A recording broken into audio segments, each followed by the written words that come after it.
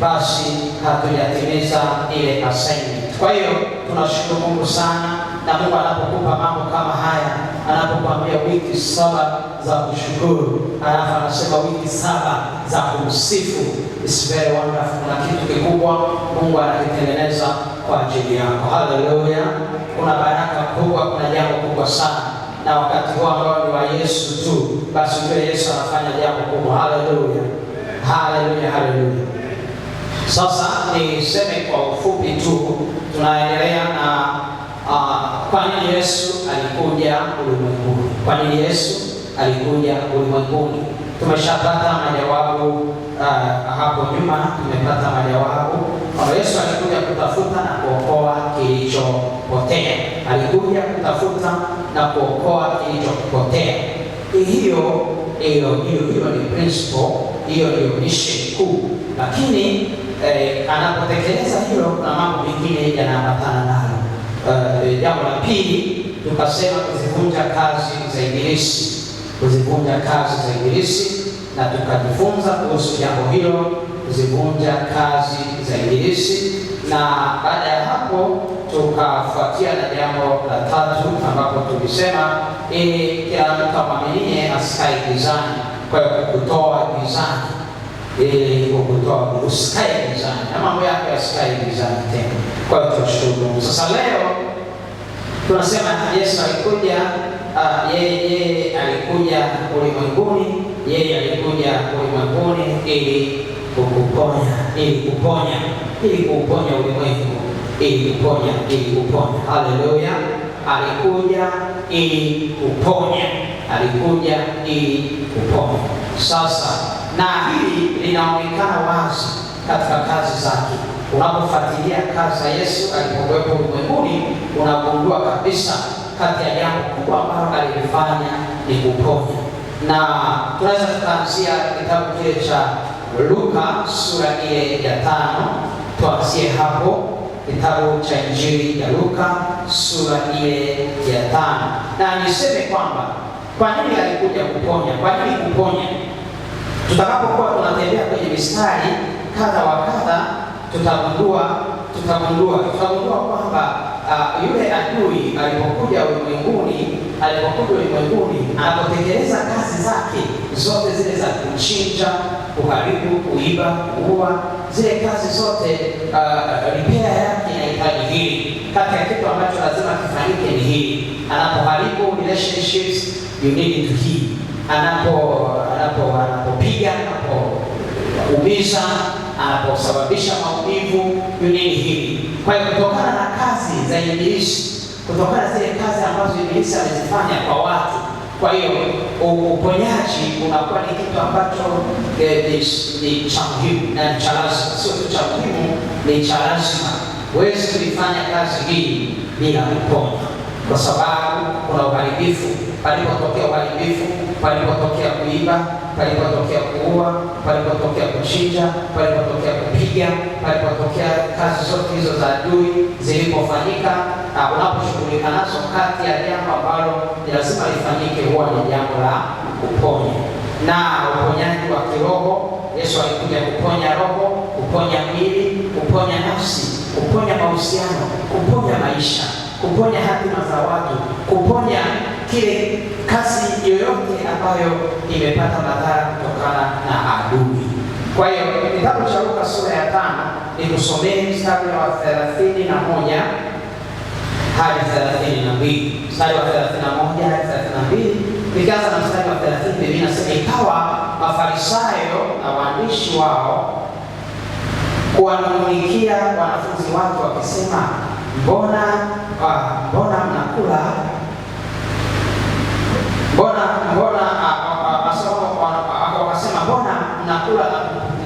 na kunywa pamoja na watoza ushuru na wenye dhambi? Yesu akajibu akawaambia, wenye afya hawana haja na tabibu, isipokuwa walio hawawezi. Sikuja kuwaita wenye haki, bali wenye dhambi wapate kutubu. Anasema sikuja kuwaita wenye haki, bali wenye dhambi wapate kutubu. Hawa wenye dhambi ambao wanataka kutubu, hawa ndio ambao wanahitaji tabibu.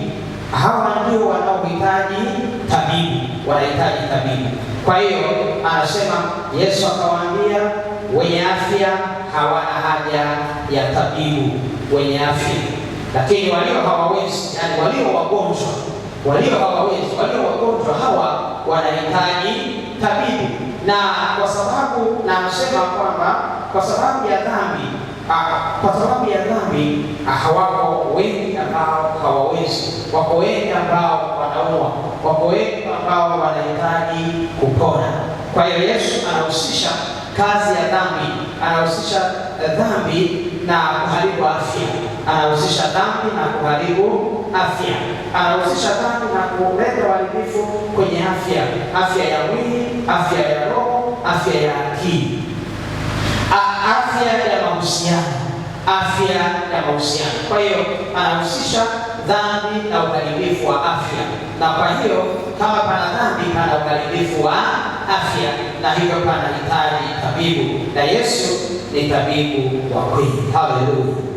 Na Biblia inaonyesha wazi kwamba hii hali ya kuharibu afya au magonjwa yanaweza yakatokana na dhambi. Kwa sehemu kubwa ili principle yanatokana na dhambi. Zipo kesi chache ambazo hazitokani na dhambi, lakini kesi kubwa zinatokana na dhambi, kama alivyoionyesha kwenye hilo andiko nililolisoma. Lakini pia ukienda kwenye kitabu cha Mambo ya Walawi, kwenye kitabu cha Mambo ya Walawi sura ile ya 26, kuna kitu nataka nikuonyeshe hapo kwa haraka. Kwa Mambo ya Walawi sura ile ya 26, sura ya 26, kitabu cha Mambo ya Walawi mstari wa 15 unaendelea mpaka mbele sana, lakini mimi nitasoma baadhi ya sehemu. Mstari wa 15 anasema, mstari wa 15, Mambo ya Walawi mstari wa 15, Biblia inasema ya kwamba, nanyi mkizikataa amri zangu na roho yenu ikichukia hukumu zangu, hata ikawa hamtaki kuyafanya maagizo yangu yote, bali mwalivunja agano langu, mimi nami, ule mstari unaoendelea wa 16, anasema mimi nami nitawatenda jambo hili, nitaamrisha uje juu yenu utisho, hata kifua kikuu na homa. Anasema hata kifua kikuu na homa zitakazoharibu macho yenu na kudhoofisha roho, nanyi mtapanda mbegu yenu bure, kwa kuwa adui zenu wataila. Asema nami nitauelekeza uso wangu kinyume chenu, nanyi mtapigwa mbele ya adui zenu, hao wawachukiao watawatawala juu yenu, nanyi mtakimbia wakati ambao hapana akufukuzaye. Tena ikiwa baada ya hayo hamtaki kunisikiliza, ndipo nitakapowaadhibu zaidi mara 7 kwa ajili ya dhambi zenu, nanyi nitakivunja kiburi cha uwezo wenu, nami nitazifanya mbingu zenu kuwa kama chuma na nchi yenu kuwa kama shaba, na nguvu zenu mtazitumia bure, kwa kuwa nchi yenu haitazaa mazao yake, wala miti ya nchi haitazaa matunda yake. Nanyi ikiwa mwaenenda kinyume changu, wala hamtaki kusikiliza, nitaleta mapigo mara 7 zaidi juu yenu, kama dhambi zenu zilivyo. Anaendelea hayo, anataka kuonyesha kwamba kwa sababu ya dhambi kuna magonjwa na kuna mapigo. Kwa sababu ya dhambi kuna magonjwa, kuna mapigo, kuna uharibifu, kuna kuzuiliwa. Kusema mbingu zitakuwa chuma, manake ustarajie chochote kutoka kwake. Ardhi itakuwa shamba, manake hakuna mazao. Kwa hiyo hii yote anasema kwa sababu ya dhambi. Kwa hiyo kwa sababu ya dhambi kuna shida zinakuja, magonjwa yanakuja, mapigo yanakuja, maumivu yanakuja, mateso yanakuja. Na haya yote Yesu anapokuja kutafuta na kuokoa kile kilichopotea, kati ya jambo analofanya anahusika na kuponya, kwa sababu anapokuja kutuchukua au anapotupata au katika mazingira yale tuliyopo, tunakuta tuna makovu, tuna alama, tuna vidonda vya mapigo, tuna maumivu mbalimbali, tuna vilio mbalimbali vinaendelea. Kwa hiyo uponyaji unahitajika. Kwa hiyo kwa sababu ya dhambi kuna shida inakuja, na Yesu anahitaji kuponya. Haleluya! Ulimwenguni kuponya ilikuwa ni sababu, alikuja kuponya ulimwengu. Alikuja kukuponya, alikuja kuniponya, alikuja kuponya familia, alikuja kuponya afya, alikuja kuponya hatima za watu, alikuja kuponya mioyo ya watu, alikuja kuponya nafsi za watu, miili ya watu, alikuja kuponya roho za watu ambazo kazi ya dhambi imeleta uharibifu. Haleluya. Unanielewa ninachosema? Lakini kwa nini Yesu alikuja? Tukasema amekuja kuponya. Kwa hiyo na ukiona katika mahubiri na kazi za Yesu alipokuwa anazunguka ulimwenguni, kazi kubwa aliyoifanya na kazi kubwa aliyopenda kuifanya ni ya kuponya, kwa sababu uponyaji ulikuwa na nafasi ya kipekee sana ilipokuwa inakuja katika kutafuta na kuokoa kile kilichopotea. Bila kuponya ni ngumu sana kupata, na hata tukipata kama hujakiponya kitakuwa useless, kwa sababu shetani amewachosha, shetani amewachakaza, shetani amewafanya kama nguo iliyochakaa kwa kwenye mioyo yao. Mioyo imechakaa, mioyo ina uchungu, mioyo ina akili zimeharibiwa na dhambi. Kwa hiyo anapokupata anayo wajibu wa kukuponya. Haleluya. Angalia kitabu cha Yohana. Nataka nikuonyeshe kitabu cha Yohana. Fungua Injili ya Yohana sura ya 11. Injili ya Yohana sura ya 11 mstari ule wa 4.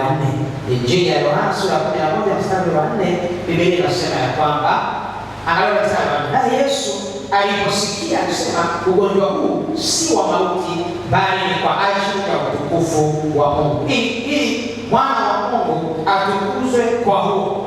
Asema naye Yesu aliposikia alisema, ugonjwa huu si wa mauti, bali ni kwa ajili ya utukufu wa Mungu, ili mwana wa Mungu atukuzwe kwa huo. Alikuwa anaongea habari kwa amepata taarifa kwamba Lazaro rafiki yake anaumwa, na kama Lazaro alikuwa rafiki yake, basi mambo yake yalikuwa ni mazuri, lakini akaumwa. Sasa wanafunzi wake wanapata concern na ule ugonjwa. Yesu anawaambia, tulieni, huu ugonjwa si wa mauti, kwa maana ya kwamba hautokani na dhambi, hautokani na dhambi. Mshahara wa dhambi ni mauti. Huu ugonjwa hautokani na dhambi, lakini ugonjwa pia haujakusudia kuja ili ni kwa ajili ya utukufu wa Mungu. Kwa hiyo yako magonjwa ambayo yanaweza yakaja kwenye maisha yetu, Mungu ameyaruhusu kwa ajili ya utukufu wake. Hizi sio kesi nyingi. Haleluya. Hii sio kesi nyingi. Kesi nyingi ni kwa sababu ya dhambi, ni kwa sababu ya maovu, ni kwa sababu ya uasi, ni kwa sababu ya uharibifu. Aidha unatokana na wewe moja kwa moja, au unatokana na watu wengine ambao wanakuhusu ni wale wewe kwa wanana, na kwa hiyo wanaweza wakawa ni channel ya uharibifu au ugonjwa kuingia. Kwa hiyo anasema ugonjwa huu si kwa ajili ya kukuua, si kwa ajili ya mauti, bali ni kwa ajili ya utukufu wa Mungu, kwamba Mungu atatukuzwa kupitia huo ugonjwa, Mungu atainuliwa kupitia huo ugonjwa. Kwa hiyo si nyakati zote watu wengine mtu anasali anaomba asema Mungu ametubu na dhambi zile, amefanya nini, amefanya vitu vyote, lakini bado ugonjwa upo. Kwa hiyo anatakiwa kwenda kwenye hatua nyingine. Kama umeshatengenezwa na Mungu, lakini ugonjwa hiyo, ile shida ya afya bado ipo, basi unatakiwa kuja kwenye ushatengenezwa, kwenye dirisha basi unakuja kwenye rehema nyingine. Basi huu ni kwa ajili ya utukufu wa Mungu, na kama ni kwa ajili ya utukufu wa Mungu, si kwa ajili ya kukuharibu, si kwa ajili ya kukuua, si kwa ajili ya kukudhalilisha, si kwa ajili ya kukushusha. Huu kama ni kwa utukufu wa Mungu, utakuwa ni kwa ajili ya kukujenga, utakuwa ni kwa ajili ya kujenga mtu fulani, utakuwa ni kwa ajili ya kukutia moyo, utakuwa ni kwa ajili ya kutia moyo mtu fulani, itakuwa ni kwa ajili ya kukuhifadhi kwa muda fulani, kukuzuia kwa muda fulani kwa kusudi la Mungu, na wakati unapofika Mungu atauondoa huo ugonjwa katika jina la Yesu Kristo. Haleluya. Yohana sura ya 9, nataka nikuonyeshe Yesu alikuja kuponya. Yesu alikuja kuponya. Kuponya ni kazi ambayo Yesu alifanya sana na alienjoy sana kuifanya. Sura ya 9 mstari wa 1 hadi wa 3, Injili ya Yohana anasema, hata alipokuwa akipita ameona mtu kipofu tangu kuzaliwa. Wanafunzi wake wakamuuliza wakisema, Rabi, ni yupi aliyetenda dhambi, mtu huyu au wazazi wake, hata azaliwe kipofu? Yesu akajibu, huyu hakutenda dhambi wala wazazi wake, bali kazi za Mungu zidhihirishwe ndani yake, bali kazi za Mungu zidhihirishwe ndani yake. Wanafunzi waliona ilikuwa ni kawaida, na concept yao ilikuwa walikuwa na shida, kwa sababu ilikuwa ni kawaida kwenye utamaduni na walikuwa sahihi kwamba sehemu asilimia kubwa ukiona ugonjwa, ukiona hiyo magonjwa na ujue kuna dhambi mahali. Dhambi yake au dhambi ya wazazi au dhambi fulani ya babu, huo ni ugonjwa wa family, ugonjwa kwenye familia, labda kwenye inheritance au shida ya kifamilia. Sio ugonjwa ulikuwa kwa babu ukaja kwa baba ukaja kwa mtoto, ulikuwa kwa shangazi ukaenda, hivyo ugonjwa huu kwenye familia. Ukijua hivyo ugonjwa kwenye familia, unajua hapa kuna dhambi mahali fulani ilifanyika, na dhambi ikaingia, na hiyo sasa ilikuwa ni curse, kwa laana. Sasa hao wanafunzi walikuwa na hiyo concept, na Yesu akamwambia hapana, huyu hakutenda dhambi wala wazazi wake hawakutenda dhambi, ugonjwa huu ukaingia, ila kazi za Mungu zidhihirishwe ndani yake, kwamba Mungu aliruhusu huyu mtu alizaliwa akiwa na hiyo shida, na lakini Mungu alijua kwamba itafika mahali na kazi ya Mungu itadhihirika, na tunaona pale mbele akiendelea, baadaye Yesu anafanya kazi yake pale, ndio mtu anapona na Mungu anatukuzwa. Haleluya! Kwa hiyo katika magonjwa au maradhi mengine yapo ambayo yanakuja si kwa sababu ya dhambi, lakini kwa sababu Mungu anataka utukufu, anataka afanye kazi kupitia huo ugonjwa, kazi ya kuhubiri, kazi ya kubariki, kazi ya kuhuisha, kazi ya kushusha, kazi ya kuadabisha. Kazi zake ni nyingi, hazina idadi, lakini Mungu. Kwa hiyo unapogundua kwamba ni kwa ajili ya kazi ya Mungu, unasema jina la Bwana litukuzwe. Haleluya, haleluya, haleluya. Inapokuwa ni kwa ajili ya kazi ya Mungu, si kwa ajili ya uharibifu, si kwa ajili ya kukutesa. Hata kama utakuta kuna maumivu yanakuja kwa sababu ya huo ugonjwa, tunapogundua kwamba ni Mungu ameruhusu ili kukushusha, maana yake hivi ungetoboka, ungeishia, ungepotea gizani, lakini kwa sababu ya ile anasema nakushusha. Tumoja kwenye Biblia anasema ni Paulo, sema kuna mwiba. Sasa wengi wanasema lakini ulikuwa ni ugonjwa. Kuna mwiba nimetaka utoke, lakini hautoki. Nimetaka utoke, lakini wanasema lazima ulikuwa ni ugonjwa. Ameomba apone na hajapona. Ameomba apone, Mungu anamwambia neema yangu ya kutosha. Na yeye baadaye anasema nitajisifia utukufu huu, nitajisifia ugonjwa huu, nitajisifia shida hii, kwa sababu Mungu anatukuzwa katika ugonjwa huu. Mungu anatukuzwa katika jambo hili. Mungu anainuliwa katika jambo hili. Mungu anapata heshima. Mungu anapata nafasi ya kujulikana. Mungu anapata nafasi ya kuinuliwa. Kwa hiyo na wewe unapogundua kwamba ni kwa ajili ya utukufu wa Mungu, na unapogundua ni kwa ajili ya utukufu wa Mungu na unaomba umetegemea, unaanza kumshukuru Mungu, unaanza kumuinua Mungu, unaanza kumtukuza Mungu na kusema. Wakati tunadili na magonjwa kwenye maisha yetu, lazima tuende na hizi hapo zote mbili. Kama hujaambiwa, hujafafanuliwa na Mungu, unasimama ni shetani, ni dhambi, unatubu, unapiga mapepo, unapiga giza, unafungua, unavunja, unaharibu, unabomoa. Lakini baada ya hapo unamshukuru Mungu kwa ajili ya utukufu wako. Haleluya. Kwa hiyo unatumia approach mbili. Kwenye kesi zingine unaenda na approach mbili, kwamba hii inaweza kufanya kazi au ikishindwa hii itafanya nini? Itafanya kazi. Lakini zote ziko mbele ya Mungu. Kama hauna uhakika, Mungu hajakuwekea wazi kwamba hii ni kwa sababu ya dhambi, hii ni kwa sababu ya laana, hii ni kwa sababu ya utukufu wangu, basi piga tubu, piga tubu, piga tubu, piga tubu. Baada ya hapo mshukuru Mungu. Mungu kwa ajili ya utukufu wako, pokea sifa. Nitajisifia shida hii, nitajisifia ugonjwa huu, nitajisifia kichwa kinaniuma tu, nitajisifia na mguu unauma.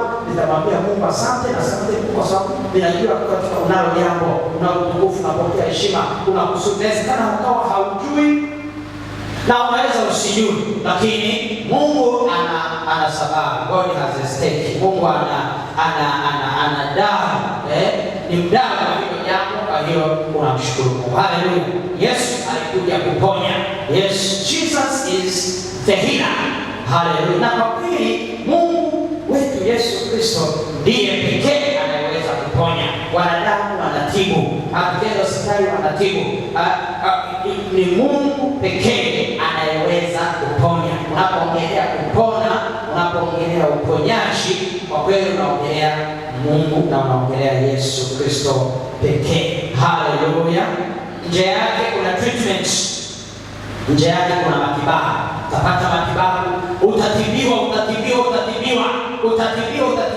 Lakini kama Mungu hajaamua kukuponya, matibabu hayawezi hayawezi kuleta matokeo yale yanayotarajiwa mpaka Mungu ameamua. Haleluya, haleluya. Kwa hiyo Yesu alikuja kufanya. Hebu angalia kitabu cha Petro wa kwanza. Tunasema kwamba kwa nini Yesu alikuja duniani, ulimwenguni? Tunasema alikuja kuponya ulimwengu.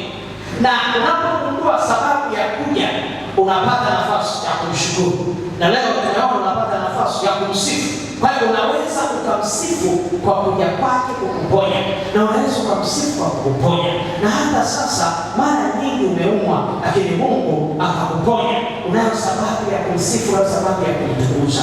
Kwa hiyo tunapogundua kwa nini Yesu alikuja, unapata sababu ya unapata prayer point. Haleluya, unapata ombi. Ukishajua alikuja kuponya, maana unajua kwamba kati ya kitu ninachoweza nikakipata kutoka kwake ni kupona.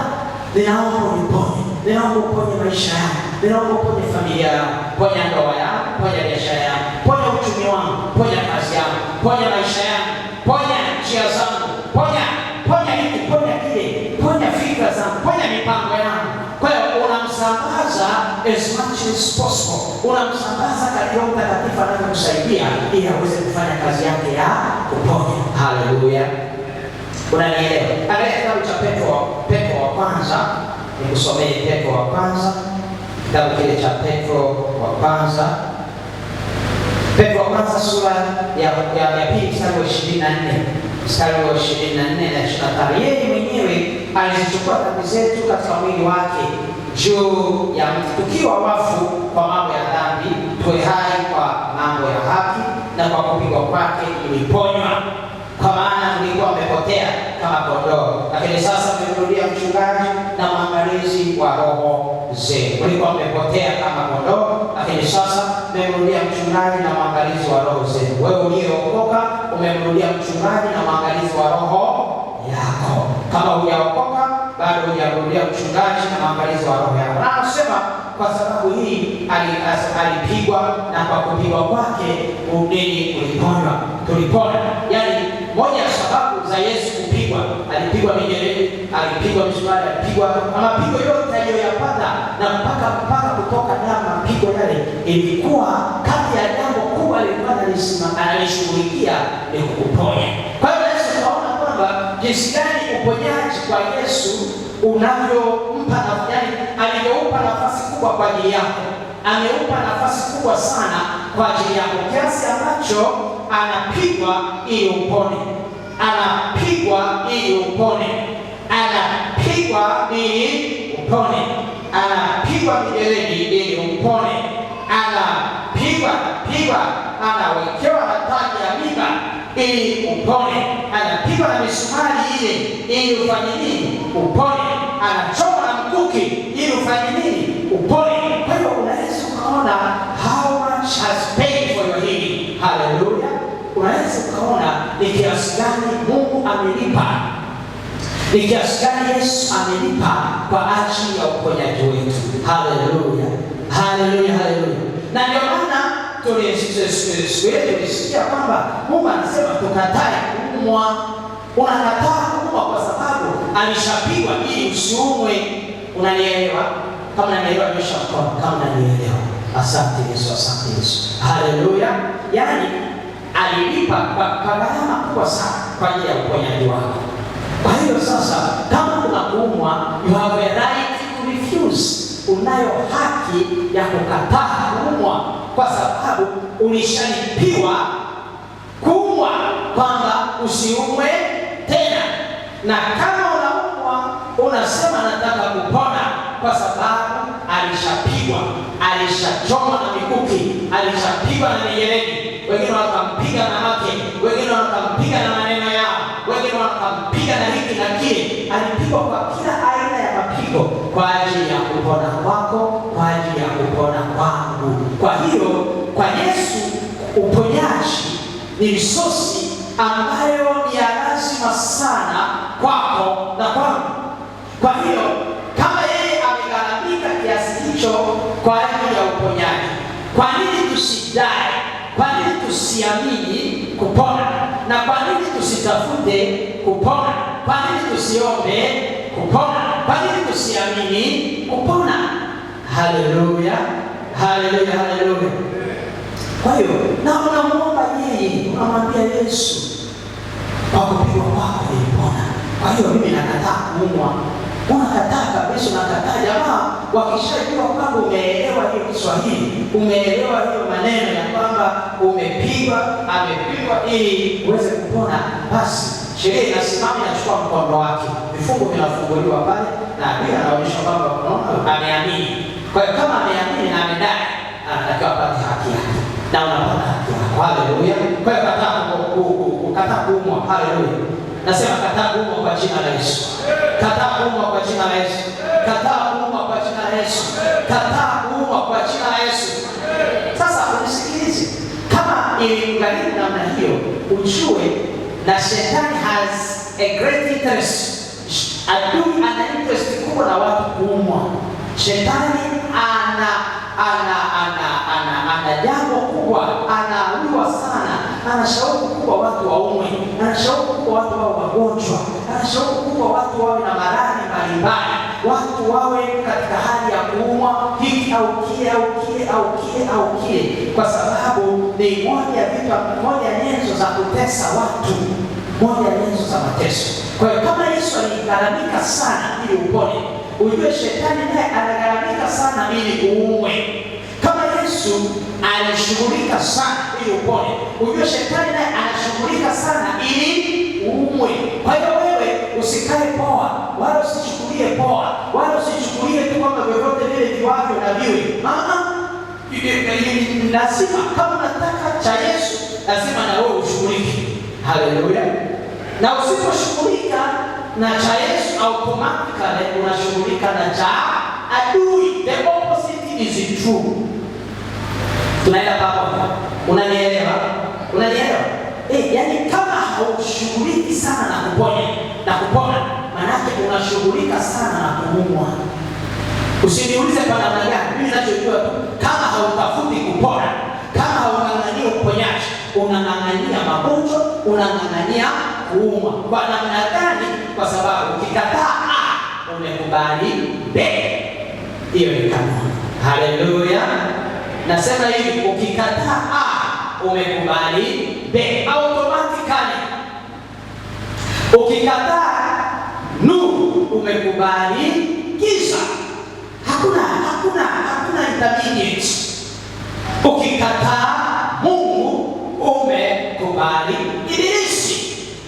Vitu viko hivyo. Very. Haleluya. Kwa hiyo Yesu alikuja ulimwenguni ili tupone. So tutafute kupona kila siku katika jina la Yesu. Haleluya.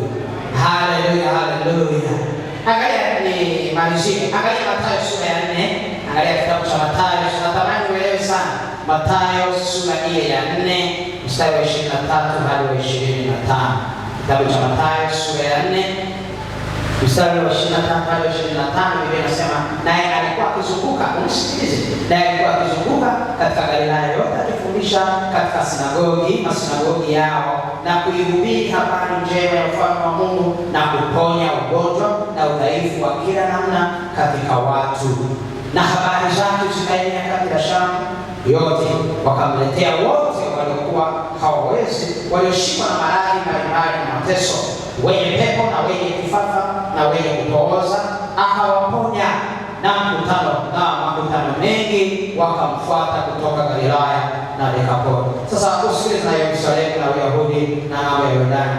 Alikuwa anazunguka akihubiri habari njema na kufundisha, anahubiri na kufundisha na kuponya, anahubiri na kufundisha na kuponya. Kwa hiyo kuponya, kama injili inahubiriwa, inafundishwa na haina component ya kuponya, hiyo sio injili ya Yesu.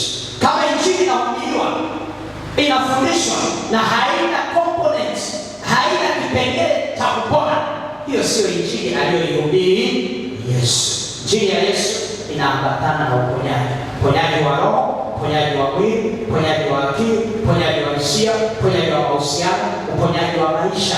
Kwa hiyo uponyaji katika dimension tofauti, lakini healing has to be there. Uponyaji ni part of the person ya injili. Yani ni vitu vile ambavyo ni inseparable, havitenganishiki. havitenganishi. Kwa hiyo uamini hivyo kwamba Yesu alikuja ili kupone, na alipokuwa anahubiri, na hata sasa neno lake linapotoka kuhubiri, lazima tuombe Yesu apone. Hili neno tunaliombea linapokuja kwako, liponye akili zako. Sehemu ya kwanza ya kupona ni akili. Kama akili hazijapona, have a long way to go.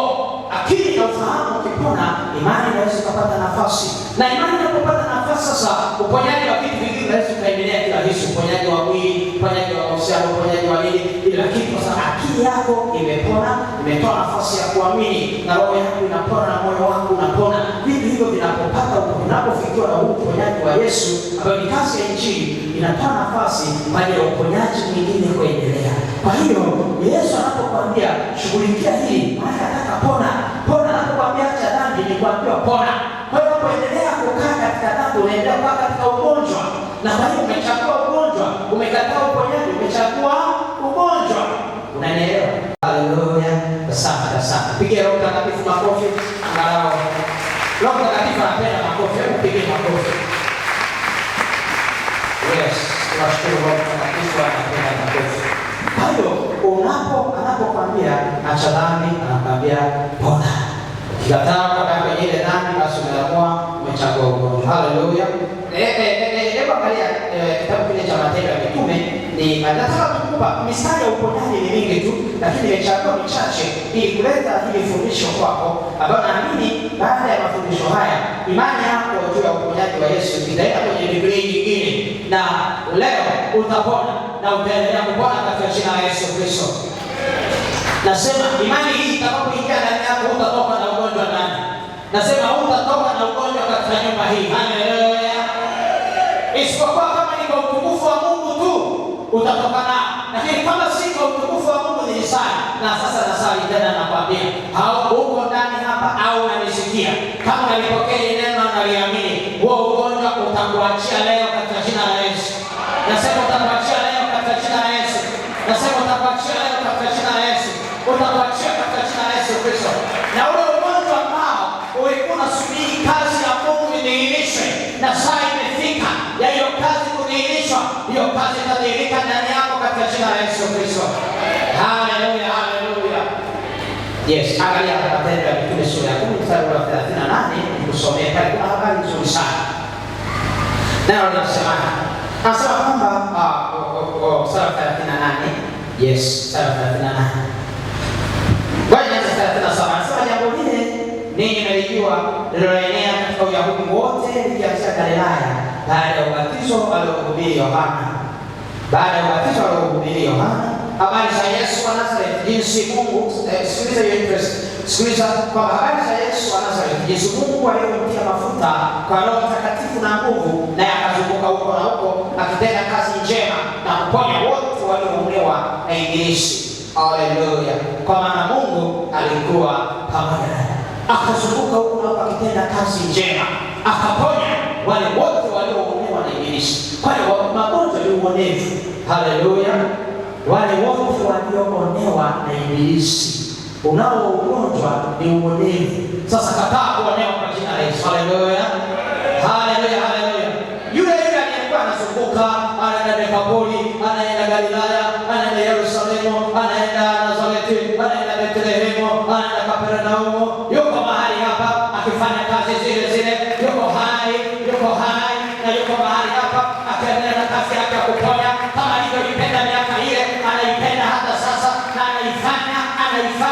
anaifanya kwa yeyote anayeamini. Haleluya.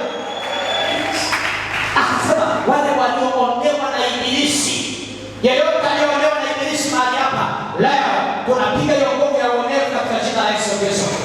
Nasema hautaonewa tena katika jina la Yesu Kristo. Kataa kuonewa katika jina la Yesu Kristo. Shetani ni muonevu. Ni muonevu. Ubaiko na mtu unamfahamu mtu fulani anayeonea, ni muonevu. Nena kipita tunaweza kupita watu wamekaa tu, basi hata wakafanya tu mchanga tunaanza kumwagia tu mchanga. Muonevu tu, yani chokozi tu. Waonevu hao huwa ni wachokozi tu. Haleluya. Unaweza kuwa umekaa kwa shuleni, umekaa tu pale, tu muonevu akipita angalia anachukua daftari lako anakufungia pale. Muonevu huyu. Haleluya. Huyu anachokoza, huyu achukua kitu chake, lakini anakuona tu basi kwa sababu kuonea kuko ndani yake. Haleluya. Huyu anapita tu anakuta pale unakunywa uji wako, unakunywa wako, unaona kujilamba na uji wako, unavuta ule uji, na wewe unajamba uji mzuri tu. Anapita anavuta kipande chake, anavuta kohozi. Anaachia. Muonevu huyu. Shetani. Haleluya. Sema shetani huyo. Mwambie shetani huyo. Kwa hiyo Yesu akazunguka wale wote walioonewa. Wale wote walioonewa. Na waonevu hao wanajifanya wana nguvu hao. Waonevu huwezi kufanya uonevu kama ujioni kama una nguvu. Haleluya. Haleluya, haleluya. Haleluya, haleluya. Waonevu hao. Kwa hiyo hawa waonevu, kuna mtu mmoja alikuwa ni mwonevu. Yeye alikuwa anakumbuka huyo mtu. Alikuwa anaonea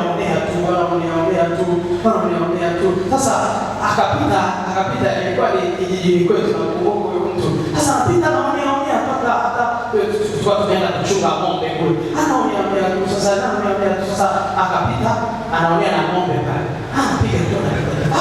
Akapiga kwenye ng'ombe fulani. Wakati anajionea ile kule nishamcheki na kitu kwa mbaya.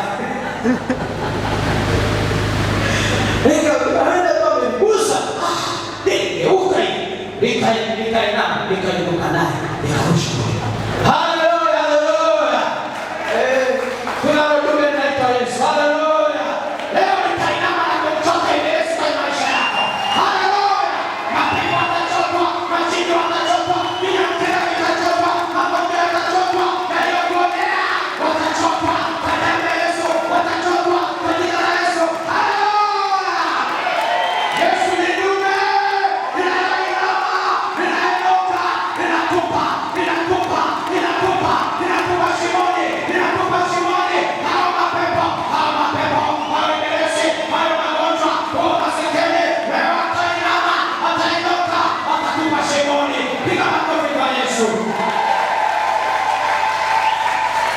Haleluya, haleluya. Anasema akazunguka akitafuta wale walioonewa na Ibilisi. Wale walioonewa na Ibilisi. Nasema kama umeokoka na Ibilisi anakuonea, huyu Ibilisi amefanya kazi kosa kubwa sana. Nasema amefanya kosa kubwa sana. Nasema leo atashughulikiwa katika jina la Yesu. Atashughulikiwa kwa damu ya Yesu. Na hili neno linamshughulikia tayari. Nasema hili neno linamshughulika. Ninashughulika naye. Ninamshughulikia.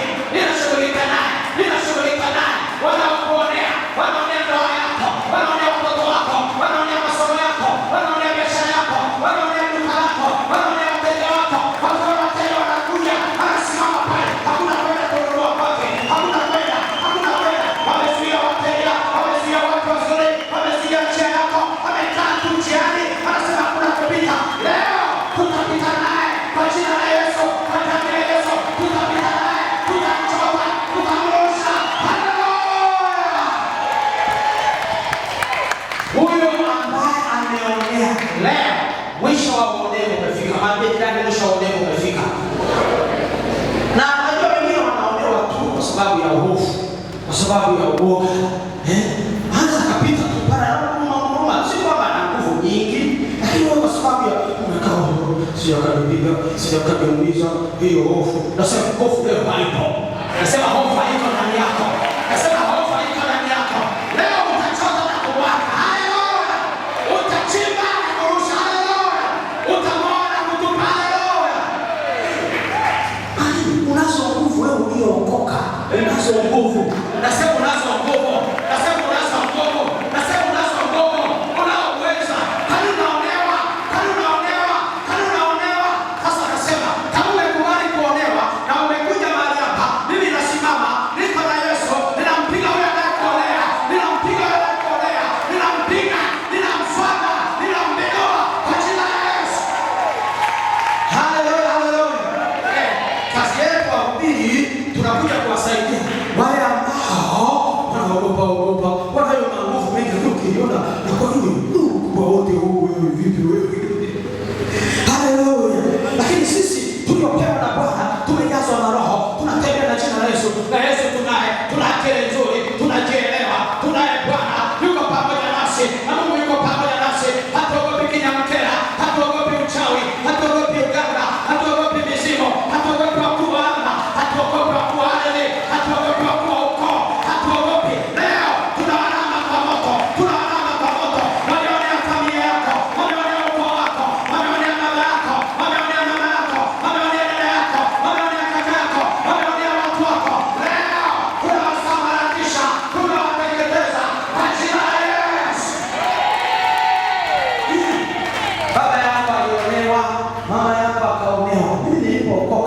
nilisema mwisho wa uonevu kwenye familia yangu umefika. Akasema kwanza mimi kwanza hapa kwangu huko hakuna kuolewa tena na mizimu, hakuna kuolewa tena na pepo, hakuna kuolewa. Na hawa walio wa nyumbani kwetu hawa nitasimama nao mpaka tumalize uonevu. Haleluya!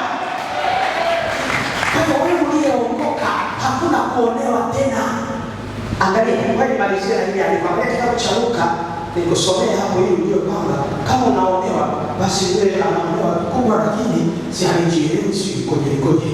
Sura ya Luka sura ya 9 anasema kwamba akawaita wale tenasha, akawapa uwezo na mamlaka juu ya pepo wote na kuponya maradhi, akawatuma watangaze ufalme wa Mungu.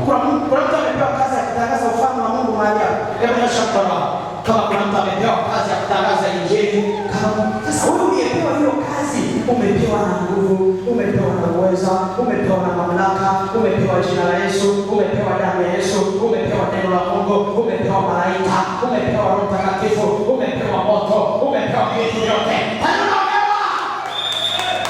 Sema nakataa kuonewa. Sema nakataa kuonewa. Nakataa kuonewa. Nakataa kuonewa. Nakataa kuonewa. Nakataa kuonewa. Kuanzia leo hakuna kuonewa. Hakuna kuonewa. Unisikilize. Mambo ya imani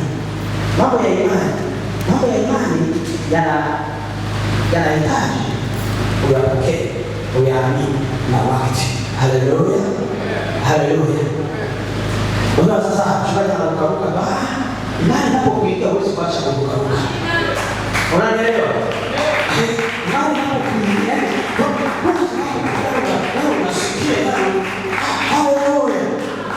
usije imani kikuingia kitu kingine. Nani kingine kwa watu wanaona na huyu kweli tuko pamoja huyu. Hawana ni dadisi. Sasa wewe endelea kudadisi. Sisi hapa tunayo biashara. Haleluya. Na sisi tunaendelea na biashara yetu. Wewe dadisi tunasonga mbele. Haleluya. Unisikilize. Na wakati tunakula utaendelea kudadisi. Maana tunakula. Naona afya zetu za kwanza zinaendelea kudadisi. Unaona tunaweka gari, endelea kudadisi. Unaona na nyumba inakuja, endelea kudadisi tu. Unaona ghorofa inakuja, endelea kudadisi tu.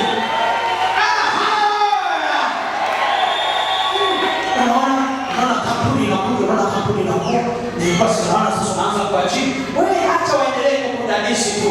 Unakuwa kwa chini, unaendelea kwa chini, kampuni inakuwa. Waendelea kudadisi tu.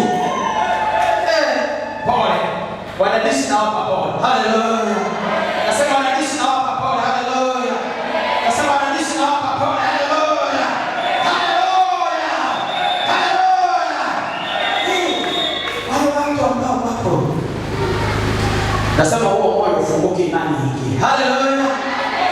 Na uone kabisa kuanzia leo hakuna kuonewa. Sema hakuna kuonewa. Watoto wangu hawataonewa. Mke wangu hataonewa. Mume wangu hataonewa. Huduma yangu haitaonewa. Kazi yangu haitaonewa. Uchumi wangu hautaonewa. Fedha zangu hazitaonewa. Sitaonewa mchana, sitaonewa usiku. Ninazo nguvu, nina uwezo, nina mamlaka kwa jina la Yesu. Haleluya. Ndio maana Yesu alikuja. Haonewi mtu hapa. Haleluya. Haonewi mtu hapa. Haleluya. Asema wale walioonewa na ibilisi. Nasema, na mimi nasema hapa kanisani, hapa nasimama hapa. Nasema hakuna kuonewa na ibilisi. Nasema hakuna kuonewa na ibilisi. Hakuna kuonewa na ibilisi. Mtu anaonewa na biashara yake, mpaka ni shetani ndio linafunga na biashara yake linaweka pale. Ni uonevu. Ndoa yake inaenda mpaka linafukuza na mke. Ni uonevu. Anaonewa hivyo, anaonewa hakuna mhurumia. Unaona anavyoonewa. Sema nakataa kuonewa. Nakataa kuonewa. Nakataa kuonewa. Nakataa kuonewa. Nakataa kuonewa. Nakataa kuonewa. Nakataa kuonewa. Nakataa kuonewa. Nakataa kuonewa kwa jina la Yesu. Kwa damu ya Yesu. Shetani hutanionea. Shetani hutanionea. Mapepo hutanionea. Mizimu hutanionea katika jina la Yesu. Haleluya.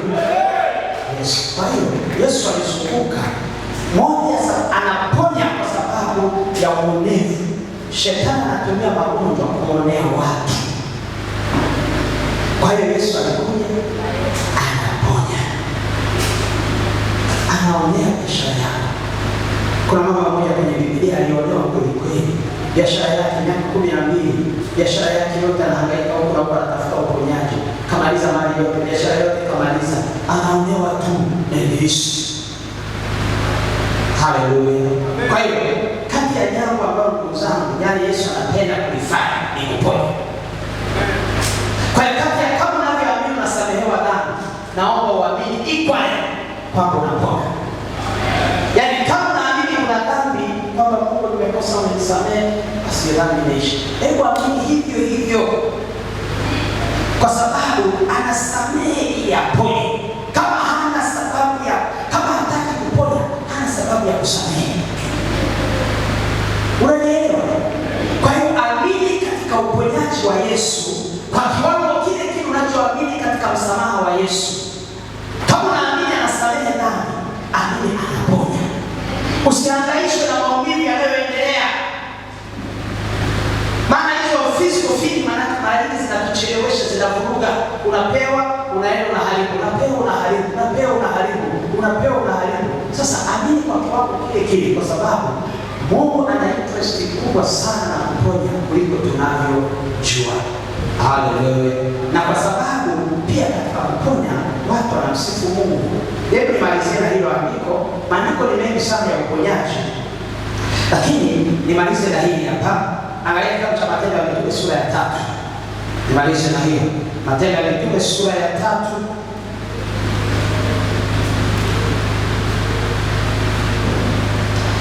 Ni somo la mstari wa 6, lakini Petro akasema mimi sina fedha. Kwa jina la Yesu Kristo wa Nazareti, simama wewe. Akamshika mkono wa kuume, akamwinua, mara nyayo za vifundo vya miguu yake vikatiwa nguvu. Akaondoka upesi, akasimama. Akaondoka upesi,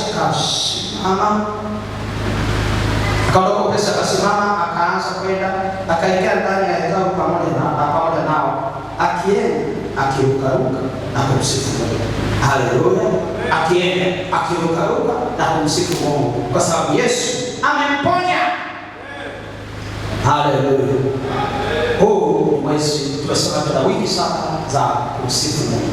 Kati ya mambo ambayo tunatakiwa tumsifu Mungu kwa hayo ni vile Mungu anatuponya.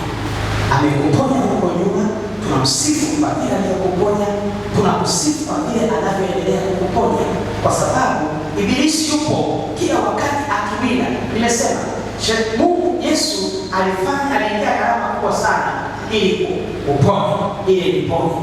Ujue pia kwamba shetani anaingia gharama kubwa ili upate ugonjwa, ili kuugue, upate maradhi. Kwa hiyo kama wote wawili wanaingia gharama kubwa, lazima na wewe uingie gharama ya kuamini ili uweze kupata ule uponyaji. Mwamini Mungu katika uponyaji. Uko mahali hapa una ugonjwa wote ule kwenye mwili wako au mtu wako anaumwa, tunaweza tukamwamini Mungu. We can choose to believe. And when we believe, Mungu anaponya. Haleluya. Mungu anaponya. Amini. Yaani huo ugonjwa ulionao, Yesu anataka hii leo usiondoke. Sio Yesu akiwa harusi ya Sabato. Anajua jamaa wanamfuatilia kama anaponya. Anajua Sabato maana yake ni rest. Lakini huyo mtu yeye Sabato yake ikoje? Hakuna rest. Kwa hiyo akamwita mtu katikati yao kwa jamaa, tunasema ni vizuri kuponya siku ya Sabato au kuangamiza wakanyamaza. Yesu anakasirika kwa sababu anajua majawabu, afa ameamua kukaa kimya ili wasije wakapana. Na Yesu akamponya yule. Wale watu wakakasirika. Basi kwa nini watu wabaya sana? Kwa Yesu anapokuponya ana lengo la kukupa rest, ana lengo la kukupa Sabato ya kweli. Kama nilivyofundisha wakati wa Sabato, na nikamwambia Sabato ya sasa ni ile pumziko ambalo Yesu Kristo analeta kwenye maisha yako kwa kumwamini na kupokea kwa Bwana na Mwokozi wa maisha yako. Haleluya. Kwa hiyo anatamani akuponye ili aweze kuleta pumziko. Anatamani amponye huyo mtu wako, mtoto wako, ili aweze kuleta pumziko. Maana kama una ugonjwa hakuna pumziko. Kama una mgonjwa wewe mwenyewe unaumwa, hakuna pumziko. Kwa hiyo tunamuomba Mungu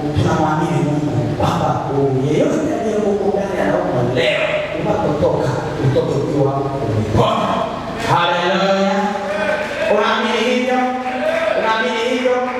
Nyosha mkono wako, nyosha mkono wako. Baba, ninakushukuru kwa sababu unaweza ukaponya. Unaweza Yesu kuponya. Ni wewe yule jana, leo na hata milele. Haujawahi kubadilika. Na sasa unazo sababu nyingi zaidi za kuponya. Wakati unaponya kule Galilaya ulikuwa hujalipia. Ulikuwa hujateswa, ulikuwa hujafa, ulikuwa hujatoa damu kwa ajili ya watu.